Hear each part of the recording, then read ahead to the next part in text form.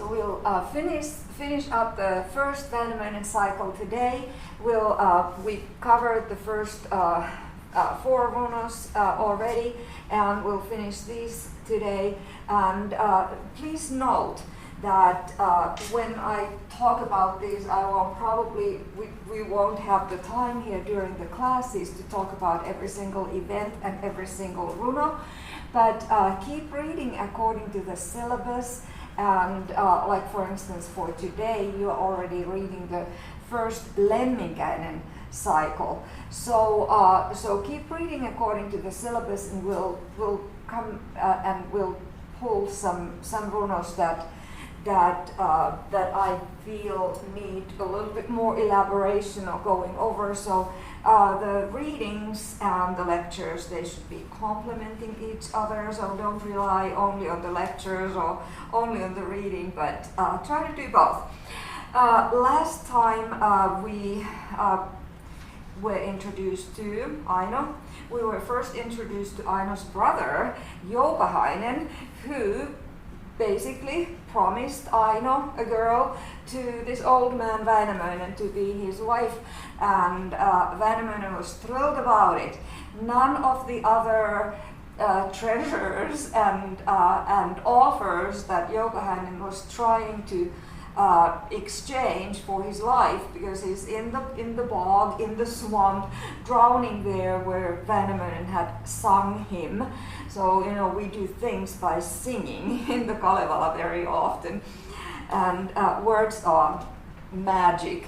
So there's Joukahainen. He's trying to offer his boat and his sword and his fields and money, and nothing is good enough for Väinämöinen. But when Joukahainen offers Aino, then Väinämöinen is okay. That's the great exchange. Your life for my wife. And Joukahainen, of course, knows that he didn't do a good deed. So he goes home. He cries. He says he has promised Aino. Aino's mother is thrilled because Väinämöinen is an important man in Kalevala. That's the place. So the name of the book is the name of the place where these people live, and then they make these excursions to the North Farm, from there and elsewhere. So Aino is not thrilled like Aino's mother, and Aino ends up going for a swim, and she drowns. Whether she consciously drowns herself, probably so. But then we'll continue from the mermaid. Aino becomes a mermaid in the form of a fish, and so she's a speaking fish. And Väinämöinen notices that Aino is probably now a fish, and goes fishing, gets this. Because he and Aino had met, and Aino had made clear to him that she's not interested in getting married, she'd rather die. And so Väinämöinen goes fishing, catches this fish, a big salmon, and it's a speaking salmon because it's Aino. So Aino has changed into a fish. And then we read about how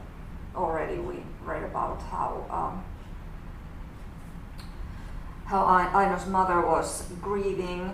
Then Väinämöinen is grieving. Väinämöinen is actually turning to his mother, who was the air maiden, and asks, "What am I going to do at the end of this this runo?"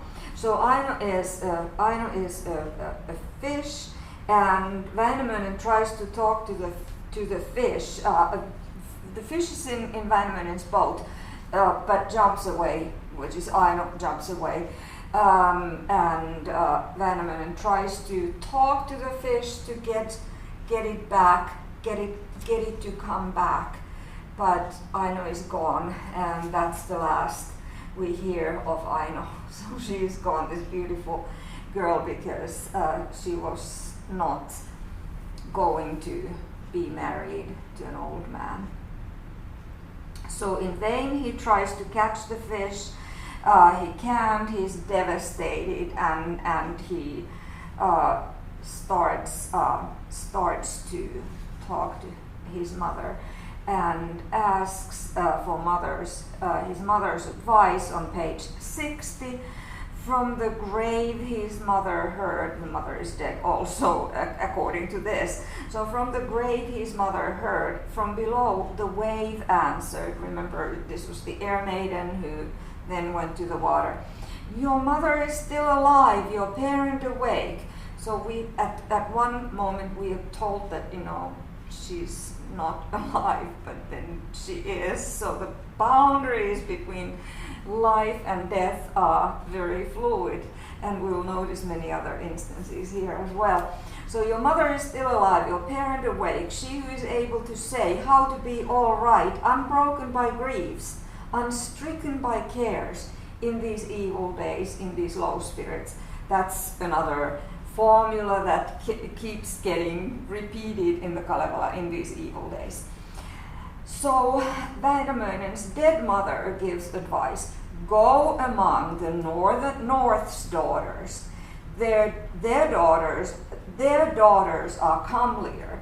Maids are twice fair, 5 times, 6 times livelier. None of Jouko's frums.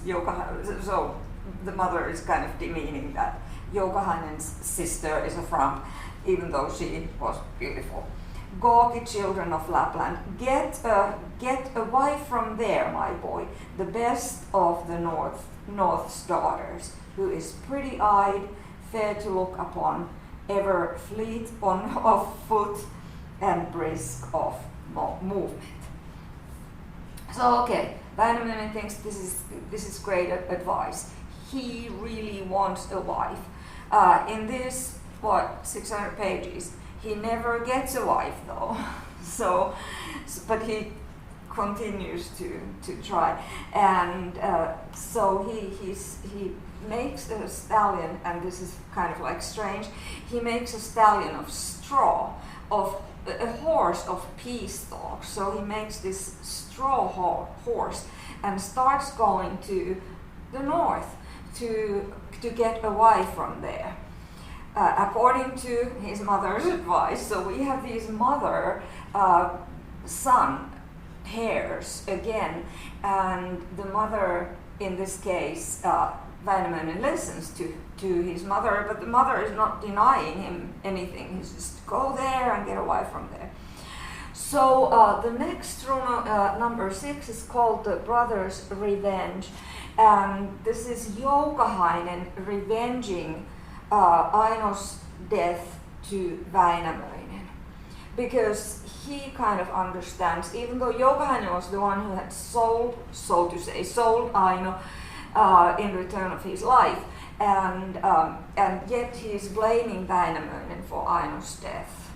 I mean, it's kind of backwards, but that's Joukahainen. He's a very selfish person, and he can't see, even though he knew that he did wrong, he can't see that had actually his deed had caused his his sister's suicide. He blames Väinämöinen, and so he starts to stalk Väinämöinen. He prepares his crossbow. And he's this crossbow character, and here we have again, he makes the poisoned arrows for his bow, and here we have long preparation, tedious preparation. He decorates the bow, and then on page 64 we have another mother-son episode. So Joukahainen's mother forbade him to shoot. His mother forbade and banned, do not shoot Väinämöinen, or fell Kalevala's man. Väinö, same thing. Väinö is of great kin, my brother-in-law's sister's son. Okay, at this point I have to kind of like start writing. What does it mean that Väinämöinen is Joukahainen's mother's sister's brother-in-law's sister's son. So Joukahainen's mother has a sister who is married to a man whose sister is heir maiden, Väinämöinen's mother. So we have this complicated relationship, but those kinds of relationships were very important to people. So you are of the same kin, even though you are not, like, you know, directly of the same core family. But anyway, so if Joukahainen kills someone who is part of kin, it's really bad. We remember from the saga of the Volsungs that kin is somehow sacred. Kin is not always good. Kin is not always wise, but you are still somehow obligated to be on the same page when there are feuds or whatever. So it was really bad for Joukahainen to try to do something, and his mother is trying to tell that. So on page 64 in the middle paragraph, should you shoot Väinämöinen and fell Kalevala's man, joy would be lost from the world, and song would fall from the earth. Joy is better in the world, song more fitting on the earth than in the deadlands, those cabins of Tuonela. Now Tuonela is something, it's another place ending in LA, so Tuonela ending in the morpheme LA, which means a location. So Tuoni, it comes from Tuoni and Tuonela. So it is the place of the death. And we will encounter in the Lemminkäinen cycle, will encounter the river of the death, which is detrimental to Lemminkäinen. And it appears several times because people, they kind of like sometimes go and visit Tuonela, the place of the death, and we have these fluid boundaries between the place for the living and the place for the death. So what Joukahainen's mother is saying here is that Väinämöinen is this great man. He's not only kin, but he's also a great man, and he's this singer who provides music for our people. And if you kill him, the music, the song will end. Now this makes Joukahainen confused. With that, young Joukahainen now considers a little and ponders a bit. So he's like, is mother right? Should I listen to her? He decides not to, right? So, no, I'll shoot. I'll not beware. And he goes and stalks, he waits until he sees that Väinämöinen is there on this lake or sea. Again, you know, boundaries between these geographical places are kind of, is it a lake, is it a sea? Don't pay too much attention to these sometimes contradicting terms, because everything needs to be said in a couple of, in two different ways. It's this apposition style. So he sees Väinämöinen on Väinämöinen's straw horse, and then he touched the trigger, shot the first arrow. It went very high. We have these repeated attempts. Then he shoots the second arrow. It went very low, and soon he shot a third as well. It traveled straight the third time into the blue elk's shoulder. Again, you know, we talk about a horse or an elk, same thing, a four-legged hoofed animal. So again, you know, same different words for the same thing. So Joukahainen ends up shooting Väinämöinen's straw horse from under him. And what happens is now Väinämöinen falls into the water, and there he stays for a very, very long time. Väinämöinen is in the lake, and Joukahainen goes back, and the mother is, did you shoot him? And he said yes. And also Joukahainen, after he has shot the straw animal from under Väinämöinen, and Väinämöinen falls in the water, Joukahainen kind of denigrates and continues to denigrate him, as he did when they met on the road. He says, "Bob there now 6 years, ride 7 summers, and drift for 8 years on those wide waters up on the vast waves. 6 years as spruce wood, 7 as pine wood, as a stump log, 8. So it's kind of like, okay, I've gotten rid of you. And tells his mother, "Yes, I've shot Väinämöinen, felled the Kalevala man," page 67, "felled the Kalevala man, made him broom the sea, made him sweep the wave," again denigrating him.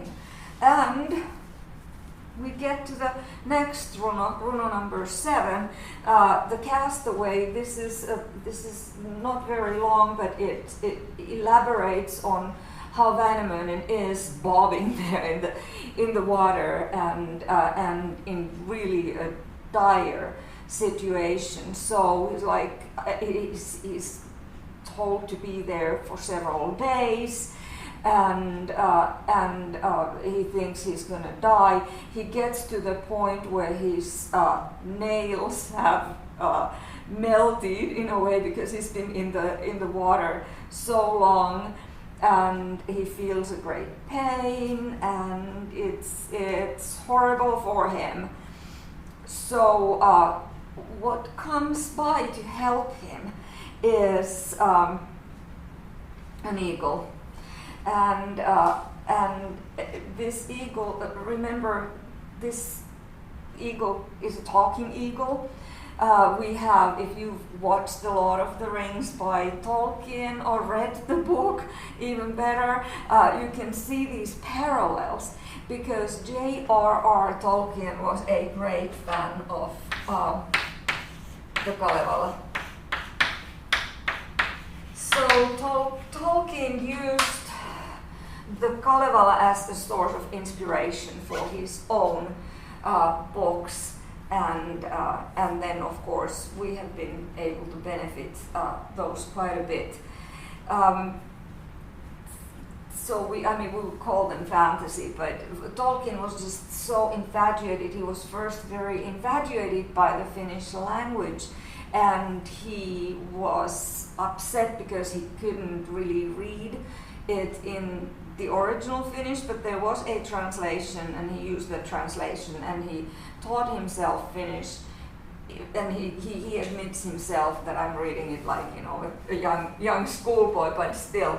So there was a translation, and he was just fascinated by this world that Elias Lönnrot depicts based on the very old Finnish stories. So the eagle shows up. A bird, page 69, a bird flew out of Lapland, an eagle from the northeast. Not a great eagle, nor a little tiny eagle. One wing ruffled the water, the other swept the sky, and so on. And the Väinämöinen, saw Väinämöinen on the blue high seas and says, "Why, man, are you in the sea, fellow, among the billows?"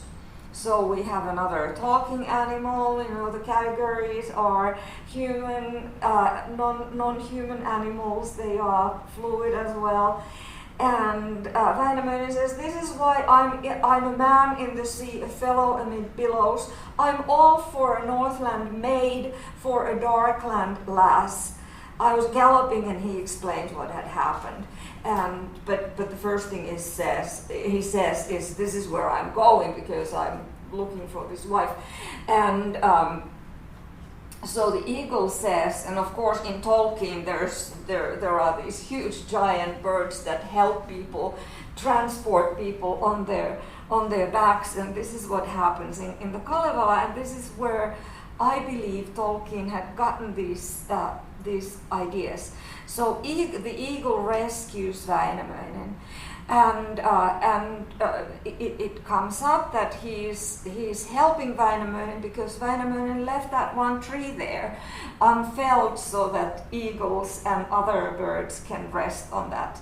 So I still remember, the bird is speaking, I still remember that day and think of the better time when you cleared Kalevala's trees and slashed Osmoland's backwoods. These are just, synonymous for Kalevala. You left a birch tree growing, a fine tree standing for birds to rest on, for me to sit on. So a good deed, it keeps coming back. So this bird rescues now Väinämöinen, just like in The Lord of the Rings. And by the way, if you remember back, so we have Väinämöinen in the sea, in a very dire situation. If you remember back to Beowulf was also, he had this swimming contest, not singing. The singing contests are in the Kalevala, swimming contest in Beowulf, and he was in a contest with his friend Breka, and he also is at the mercy of the sea for several days, but survives in the same way Väinämöinen survives. Of course, Väinämöinen was not intentionally there. Beowulf was going there to compete with his buddy. So the bird, the eagle, takes Väinämöinen. Väinämöinen climbs to his back, the bird's back, and the bird takes Väinämöinen to the Northland and leaves him there. And that's, he has done his job, he has helped him.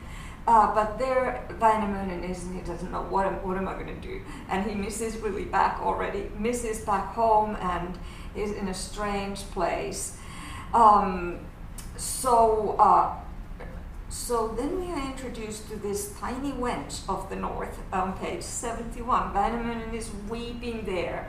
And the tiny wench, this is a fantastic, wonderful description of women's chores and how tiny, small girls already, they had to learn to be very, very industrious, and work was important, just like in the saga, in the Icelandic sagas, you see people working all the time. They are cooking, they're cleaning, they're felling trees or whatever, and it's not a lazy, easy life.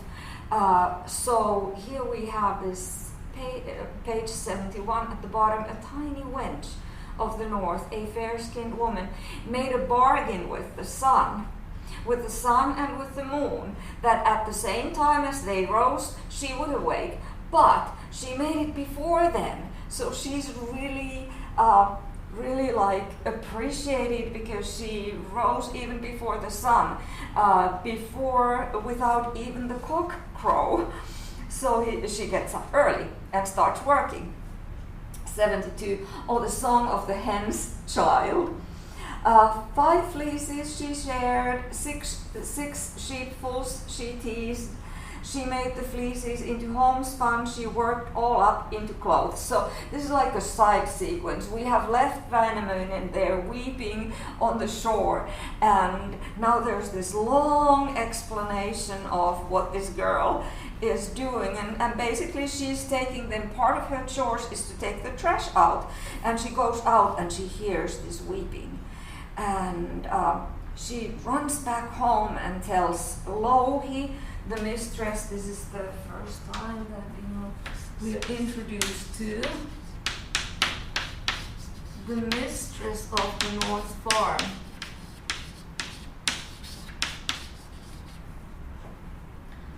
The mistress of Northland, as she's referred to here.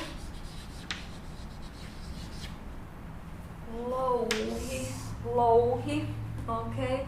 And she's often referred to as a gap-toothed hag of the north. So there is no, it's not very nice, but it paints a picture of her.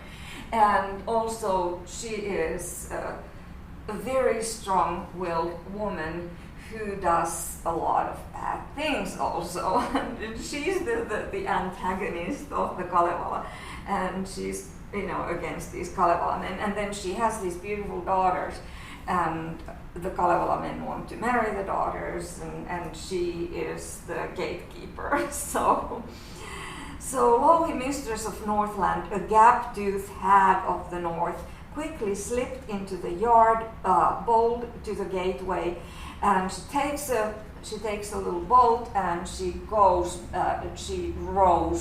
to see what is going on, who is crying. And there is Väinämöinen, the swain, an archaic term for a rural male, the swain of calm waters is groaning, and the mistress of Northland says, page 73, you wretched old man, now you are in a strange land. That's what Väinämöinen has noticed, that he is in a very strange place. And what Louhi does is she takes care of this stranger, this strange person, helps him, feeds him, and dries him up, and takes him to her house. On page 74, a little bit below the middle, and she fed the hungry one, and the wet one she dried out. Then a long time she rubs him and warms him. She made the man well, the fellow better. And Väinämöinen continues to weep, and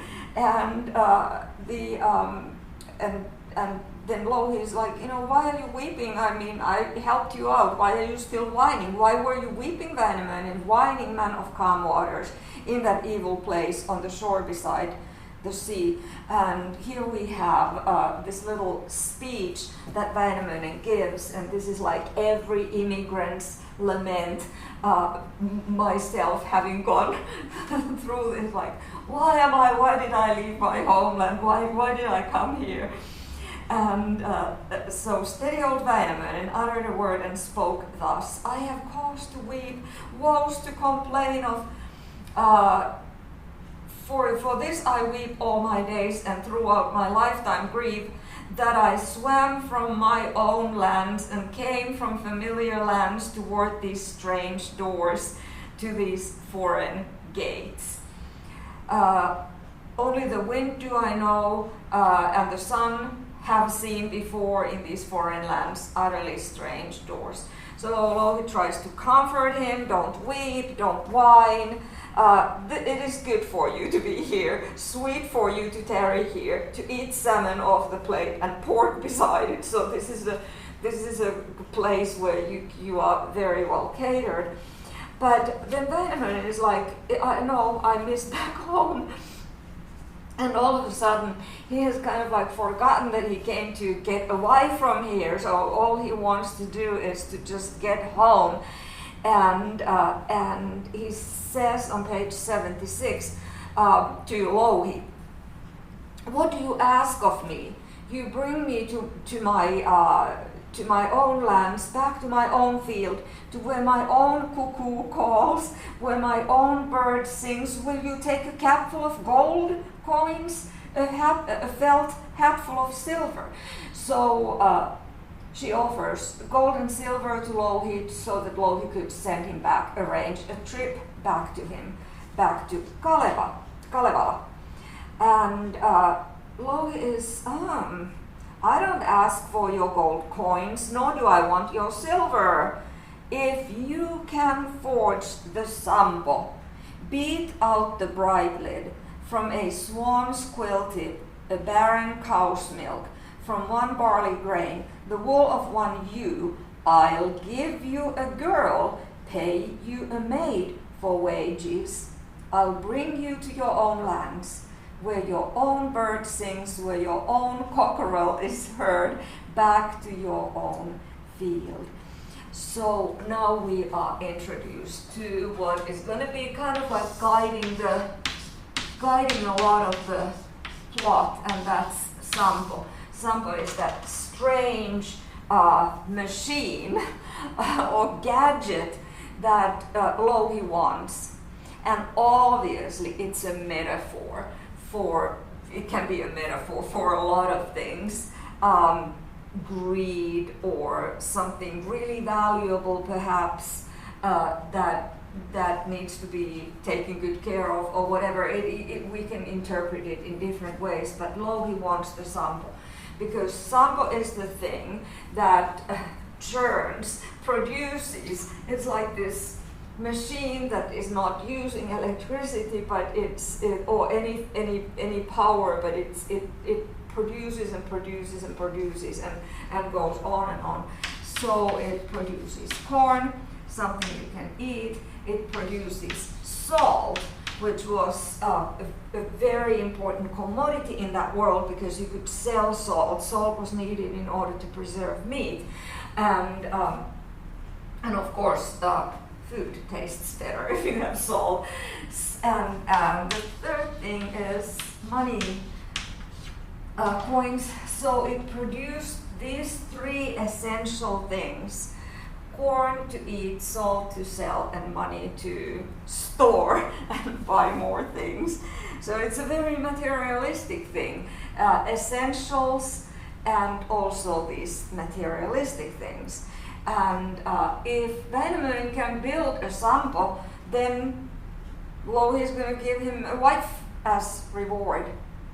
Now Väinämöinen is like, I'm a singer, I'm not a smith, I'm not technically good in that sense, so I need somebody else. And he says, I cannot forge the Sampo, page 77, brighten the bridlid, but bring me to my own lands. I will send Ilmarinen the smith, he'll forge your Sampo, beat out the bridlid. And so we are introduced to Ilmarinen. Last time we mentioned that Ilmarinen comes from Ilma, which means air, and Ilmarinen is a smith. That's his occupation.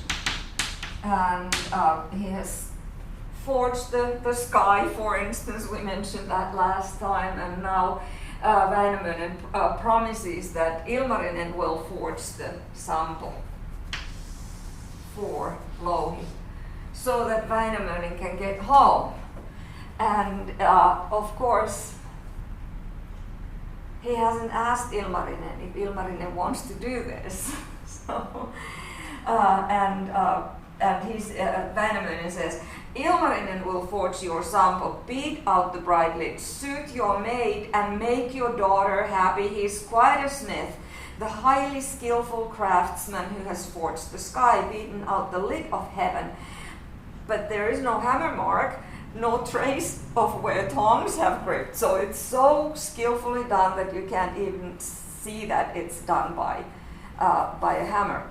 So Louhi is like, okay, I will bestow my daughter on him. Pledge my child to him, who forges the dear Sampo, brightens the bridlid, and then the ingredients of the Sampo from a swan's quill tip, a barren cow's milk, from one barley grain, the down of one ewe. And interestingly, she knows the ingredients. And she puts a foal in harness, saw Väinämöinen off, sat him in the stallion sledge, and sends him off. He provides him transportation, and she says, Louhi says to Väinämöinen, here's how you can get back to the Kalevala, but she gives him one piece of advice: don't raise your head, nor lift up your pole, the head, while the stallion does not tire, nor evening arrive. But if you do raise your head or lift up your pole, then indeed ruin will come, an evil day will befall. So we are reminded of several things in different big pieces of world literature, such as the Bible, for instance. Lot's wife was told, you can go, but do not look back. Of course, she does, and she turns into a statue of salt. In the Orpheus, Orpheus is told not to look back, over his shoulder because his girlfriend is following, and he's told, don't look back at her. She is there and she will follow you, but don't look, don't turn your head. Of course he does, and loses him. Also, if we go back to Genesis, the one tree in the paradise that people were told, being Adam and Eve, were told not to eat from, and of course they will do that, and then we know what happened. We live in that fallen world. So there are these things that you give like one thing you cannot do, and people tend to ignore advice. And we know already, when Louhi says this, we know that Väinämöinen will lift his head and look. And so he's making very fast, steady progress with the horse rumbling along the sleigh at the back, and or sledge. And what he hears is he hears buzzing above his head, and he lifts his head and glances heavenward. Now here we see a connection to Odysseus or Odyssey, where there are the sirens, and they get the sailors. They just woo them with their song. Here we have one woman sitting there, high up there. And Väinämöinen hears her, and he lifts his head, glances heavenward. The arch is fair in the sky, the maid at the arch's edge. Cloth of gold she is weaving, of silver she is tinkling. Steady old Väinämöinen stopped his horse at once. He's already lifted his head. Page 80. And he put this into words. He declared, spoke thus, "Come, maid, into my sleigh. Step down into my sledge." And the maid put this into words. She declared and asked, Why get a maid into your sleigh, a girl into your sledge? And Väinämöinen says, I want a maid into my sleigh, that way that she may bake honey bread, know how to brew beer, sing on every bench, rejoice at every window, on those farms of Väinäland, in those Kalevala yards. So she's an old lonely man, and he is an old lonely man, and he wants a wife, and here's this beautiful girl that he sees only because he lifted his head, and we know that something bad will come out of this. So the girl is like, I'm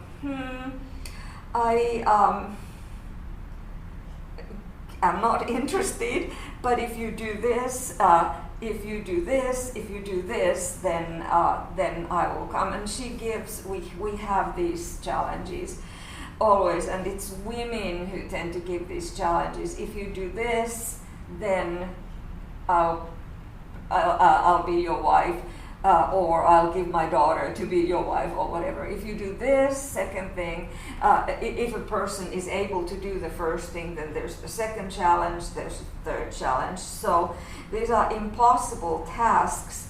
On page 81, the maid skillfully answered, uttered a word and spoke thus, I'd call you a man, I'd reckon you a fellow, if you could split a horsehair with a pointless knife, pull an egg into a knot, so that the knot didn't show. Totally impossible tasks. She's mocking Väinämöinen, and Väinämöinen can do it. He is this magical person that he is able to do these weird things. The maid gives another impossible task after Väinämöinen has done the first one. Well, perhaps I'll marry you when you peel a stone, cut fence poles of ice without a piece breaking off or a chip flying. Väinämöinen is like, okay, can do, no problem, and does it.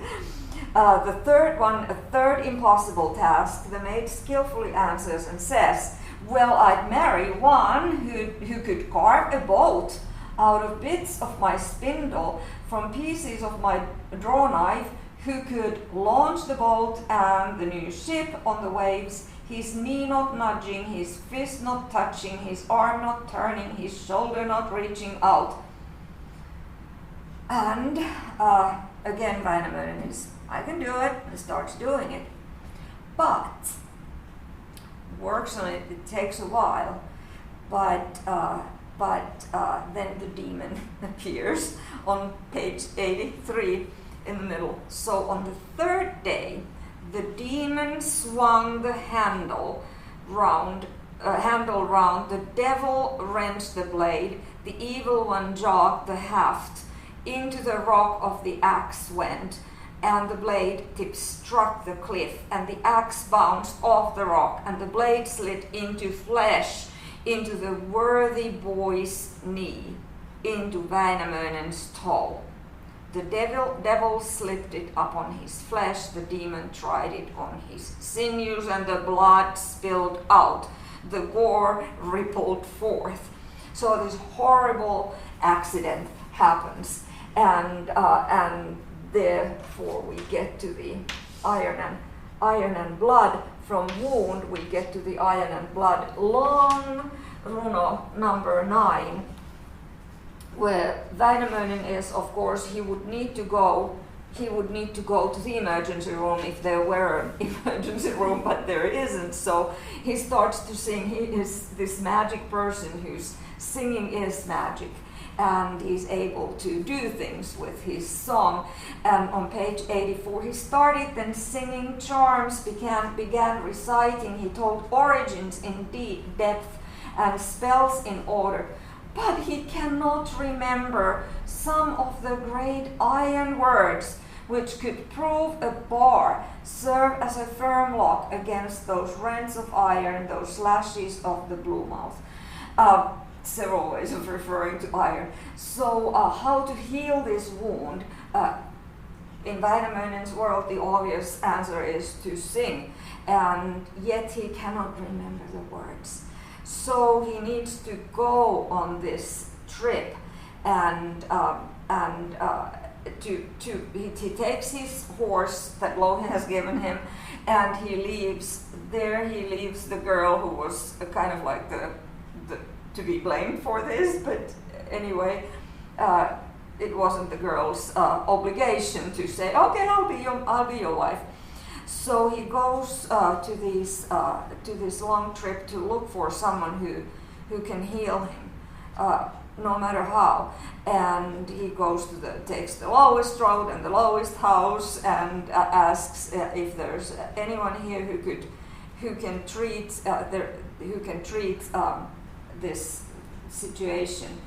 There is no one in this house who treats iron's toil, knows about fellow's pain, and he's in the next house, that person, and then goes to the middle house, and there's an old hag. First there was a child, then an old hag, and then the third place is, again, where he can find someone who can help. There's an old man who dwelt on the stove, a greybeard under the ridge. So we have these old men, like we had Odin appear very often as an old man. Here we have an old man. They probably not gods, but they often have solutions because of the wisdom which is brought to them by the age. And then we get this runo number 9, iron and blood. And this goes on and on. But in order to heal this, Väinämöinen's knee or toe, we don't know which one was hurt, but it's gushing blood still, and he really needs, that blood needs to be stopped. So the old man is saying on page 88, other words I could recall, but cannot work out iron's origin, where it was born, or where the hapless dross grew. Then Väinämöinen is like, I know those words. Väinämöinen knows iron's birth. I know iron's birth myself, can work out steel's origin. Air is the first of mothers, water the eldest of brothers, iron youngest of brothers, the fire, and fire was once the midmost. So we've got air, water, fire, and iron.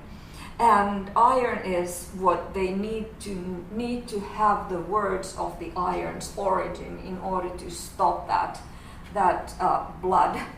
So go figure. But this is the time when iron was kind of a new thing of really ancient prehistoric times. So they introduced this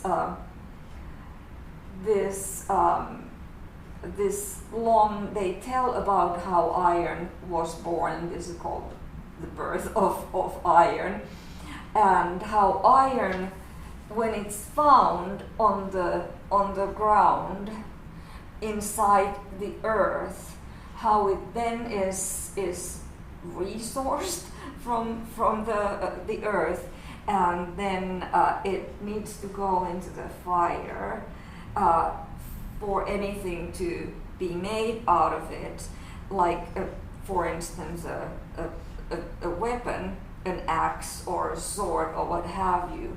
So it needs to be in a moldable stage, and then when that weapon or tool has been made, iron was very important in this world because you needed the iron tools. If you had a stone axe, it was not as good as an iron axe. So to put it really simply. So iron needs to go to the fire. It needs to then, after the fire, it needs to go to the water in order to become hardened. And so they finally are able to stop the blood because they knew the right words. This is again the power of words, the magic of words, and the blood stops. But now we have this big wound still to be treated, and the old man is ready to help Väinämöinen, and he makes this ointment, and actually he calls his son to make an ointment, and what we have here is on page 94 a bee that is part of actually the bee is introduced when there's this story about how the iron is being made. So we have references to Ilmarinen here, and Ilmarinen needs a natural ingredient for creating this iron, and you bring in the bee, and the bee then helps Ilmarinen. This is still part of the origin of iron, that long story. And the bee is needed, the bee brings money. So Ilmarinen needs, and they're talking about the past, how Ilmarinen came up with iron, the smith Ilmarinen. Bee brings these natural ingredients that are appreciated highly. So you're making something that is a tool and needed by humans, but you also show the appreciation to the nature, and invite the bees' mead, honey, to be as part of this. Just a side note, there is this Finnish metal band called Amorphis, and it has an album which is called Bee. The the lead song is called B. If you're interested in heavy metal, look for B and Amorphis, and it is a pretty good song. It's kind of like a haunting melody. I was listening to it, and there are these people who give like comments about these metal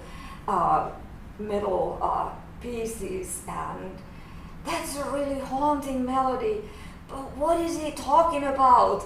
And of course, it's not directly from the Kalevala, but it's Kalevala inspired. They're referring to this tiny little creature, bee, and the bee appears in a number of times when healing is needed. So Ilmarinen was able to create iron, and the old man is talking to the blood, like, stop now, we have given the words of the origin of iron. And the old man talks nicely to the blood, and it's like this, everything has a spirit, so the old man also prays, and they are able to stop the evil gate. So, by the way, back to the bee that was part of making the iron. There also appeared a wasp, and the wasp kind of spoiled the whole purpose of iron because it was supposed to be helpful for humans. But the wasp appears, and the wasp is to blame that these tools, that the weapons, they can also hurt people. And that's what happened now to Väinämöinen, that the tool, an axe, iron axe, it hurt him. And that's because the bee interfered in the process of making the iron. So, not the bee, but the wasp. So we get the good and we get the bad. And of course, iron weapons have been used in wars and for killing and so on, but then also these accidents can happen. So there is this young man who is helping the old man to create an ointment that's gonna heal that wound that is left. And this is the connections between the nature. So we have talking trees, just like in Tolkien on page 99. The oak skillfully answers, only yesterday mead dripped off my bows, and honey daubed my top from drizzling clouds, from scattering vapors. So they talk, and this young man is collecting the ingredients to do this, make this salve that's going to heal that wound. And he puts it through a medical trial, tries it out on an aspen, which is broken into two pieces, and he puts this salve on the aspen tree, and it's repaired. So the ointment can be used to heal trees and people. And the young man continues his medical trial, tests it on cracks in rocks, and those are healed also. And then on top of it, he anointed Väinämöinen, the ill befallen he healed, anointed below, above, slapped the middle one, he says, with this word, he spoke with this speech, I move not with my own flesh, but with the Creator's flesh. I act not by my own power, but by the Almighty's power. So the old man has done everything he can, but he's still appealing also for God's help. Whether that's a pagan god, probably, but Lönnrot, when he wrote this down, we can kind of see that this could be the Christian God as well. So then they have to still say words to throw the pain away, to make the pain leave Väinämöinen, and this is on page 102. So the old man drove the axe, thrust from there the points of pain to the middle of Ache Hill, the peak of Mount Ache, to make a rock ache, to break a boulder. And there is this notion in ancient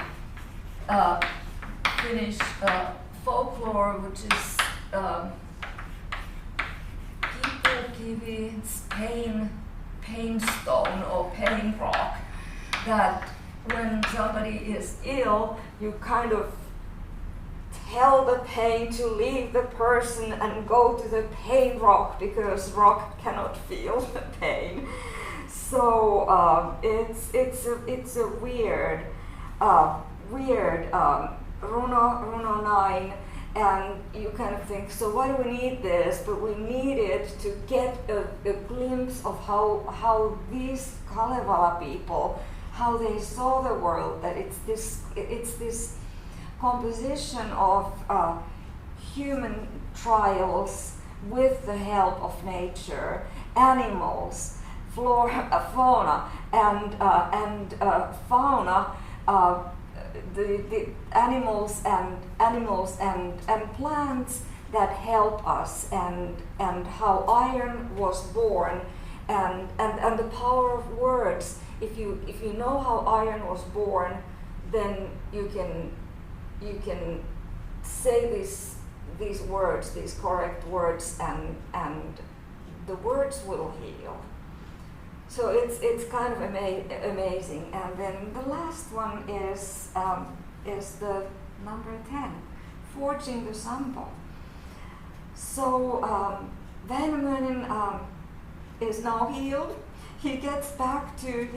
I'll do this really quickly, gets back from Northland, his Northland trip. He didn't get a wife, he got hurt really badly, he got sidetracked, but he's healed now by all these people's help, and God's help too, whatever that God was. And he's in a bad, kind of depressed, because like Joukahainen had promised his sister to Väinämöinen, now Väinämöinen has promised that Ilmarinen can go to the Northland to create this Sampo, and he hasn't even asked him. So he has made a promise under duress, because he was homesick, he wanted to come home. So what he does is on his way, he kind of creates this weird tree that has moon and sun up there, and then he goes and sees Ilmarinen. Now this is when we actually meet Ilmarinen. Ilmarinen was referred to in several times before, but now we meet the smith Ilmarinen, who is in his smithy hammering away. Page 106, Ilmarinen says, "Old Väinämöinen, where have you lingered so long, spending all your time?" Väinämöinen tricks Ilmarinen to climb to a tree, and this is kind of like Ilmarinen may be a little bit gullible, so he climbs to the tree to catch that moon or sun that Väinämöinen had put there, and it's a spruce topped with flowers. Sorry about that, on page 108, with flowers. So Väinämöinen says, "Oh, there is this, this. You are needed to go. You need to go to the Northland." Ilmarinen doesn't want to go. Väinämöinen had known that he doesn't want to go. He says on page 108, "Never in this world shall I, nor in a month of Sundays," a month of Sundays, of course, an impossibility, set out for Northland's cabins, for Sarjola's buildings." Sarjola is a synonym for Northland. "For the man-eating and fellow-drowning places," so the Northland has a bad reputation. So Ilmarinen doesn't want to go there, but Väinämöinen tricks him, and he says, There's another wonder yet. A spruce topped with flowers and leaved with gold. Come there and I'll show you." And Väinämöinen says, "If you don't believe, let's go and see." And on page 109, now you Smith, my dear brother, climb to fetch the moon. So the moon, he says, there's a moon on top of that spruce tree, to take the Great Bear, the constellation Great Bear, out of the spruce topped with gold. So Ilmarinen starts climbing and climbs, and we think, oh Ilmarinen, what are you doing? And then Väinämöinen starts singing. A horrible storm comes, and while Ilmarinen is there on the treetop, the wind takes Ilmarinen to the Northland. Väinämöinen sends him there, and there's Louhi, and kind of like, oh, what are you doing here? How did you get here? And they treat him very well, and they know that this is Ilmarinen who can forge the Sampo which Louhi wants, because it will bring her these riches. And she promises her daughter as a pay for Sampo. And Ilmarinen is kind of like presenting his resume. He says, I've done this and I've done that, because I've forged the sky, beaten out the lid of heaven, with nothing to start off from, with not a shred ready-made. So he starts to make the Sampo. Of course he wants this girl, and he's being wined and dined, and the girl is dressed really nicely, because the mother asks, go and, with the women's position, young girls' positions are kind of interesting. So mother says, go and make yourself pretty. You're pretty, but make yourself even prettier. And she does, and they're using her as a bait for Ilmarinen to do this. And Ilmarinen starts to forge the Sampo. He has slaves or serfs working for him, but Sampo is not created first. First comes out a crossbow, and it's an ill-mannered crossbow. Then comes out a bolt, which is not a well-mannered bolt. Then comes out a heifer, an iron heifer, and that's not good either, or is it golden or whatever. So metal heifer. And then comes a plow, but these are not well-behaving things.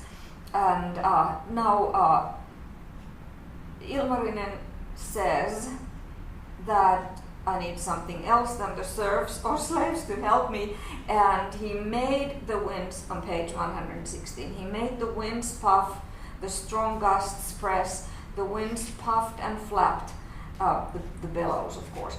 The east puffed and puffed the west, and the south puffed more, and the north blasted, and then out of that the Sampo is born. And this is this magical thing. And so Ilmarinen goes to the girl and says, will you marry me? Now, she had been promised to him. If he forges the Sampo, he gets the girl. Page 170, will you marry me, maid, now that the Sampo is finished and the bright lid is there? But the girl says, I'm too busy. And then in a very disappointed stage, Ilmarinen thinks he needs to go back home. And all of a sudden, it seems that Louhi also has eaten her promise, has forgotten the promise of the girl. He says, oh dear Smith Ilmarinen, why are you in bad spirits? Helmet all askew. Would you have a mind to go to the lands where once you lived?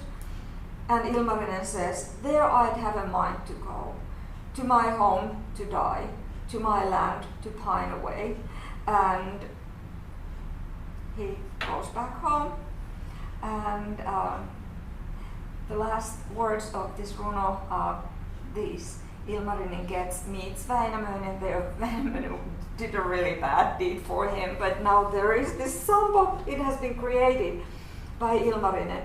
And the smith Ilmarinen said, the maker himself chattered, the new Sampo's been grinding, the brightly rocking, ground a binful at twilight, one binful to eat, another it ground to sell, and a third to store away. So it's grinding all these things, but it's not grinding them for the Kalevala people, it's grinding them for Louhi and the people of the north. And that's where we finish. We'll talk more about the Lemminkäinen. We'll start Lemminkäinen cycle next time, but keep reading. It reads actually, once you sit down and start reading, it seems like a lot of pages, but it reads quite quickly, because once you read one line, the next line says the same thing in different words. Okay, thank you.